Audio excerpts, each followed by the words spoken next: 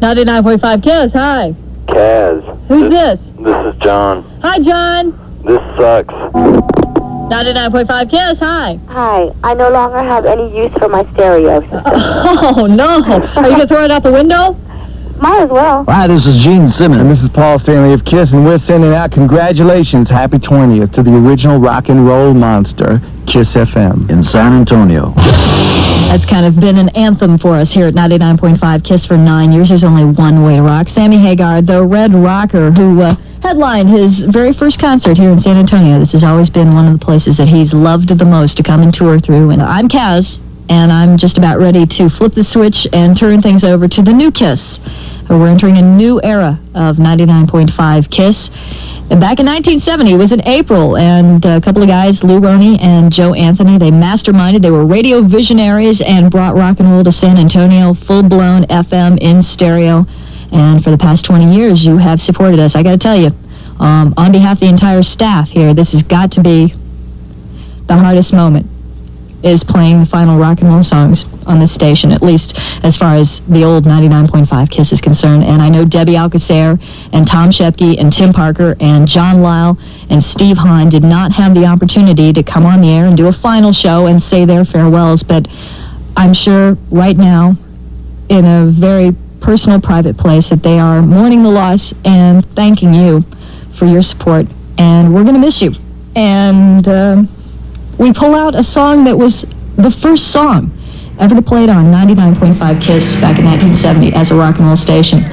Checked with Joe Anthony and Lou Roney on the accuracy of this. Blood Rock. I've got to find a way as we say farewell on 99.5 KISS. Truly one of the saddest passages ever to air on San Antonio radio. The words we just heard from July 1990 from KISS-FM personality Kaz Bergman. It's now on the KLOL staff in Houston, Texas. I'm pleased to report today that the Texas-owned and Texas-proud Rusk Corporation, the new operators of KISS-FM, have made the decision to return this one broadcast giant back to its original state of prominence as San Antonio's premier rock and roll radio station.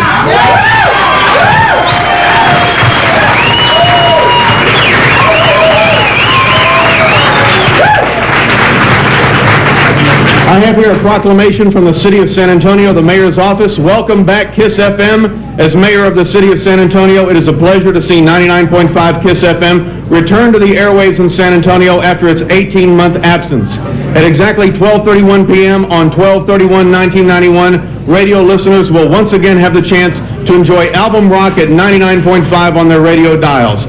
Our city is fortunate to have the Texas-based and Texas-owned Rusk Corporation returning KISS-FM to its audiences in San Antonio, thus heralding in a new chapter in its 22-year-long history. Congratulations, KISS San Antonio is glad to have you back. Nelson Wolff, Mayor of San Antonio.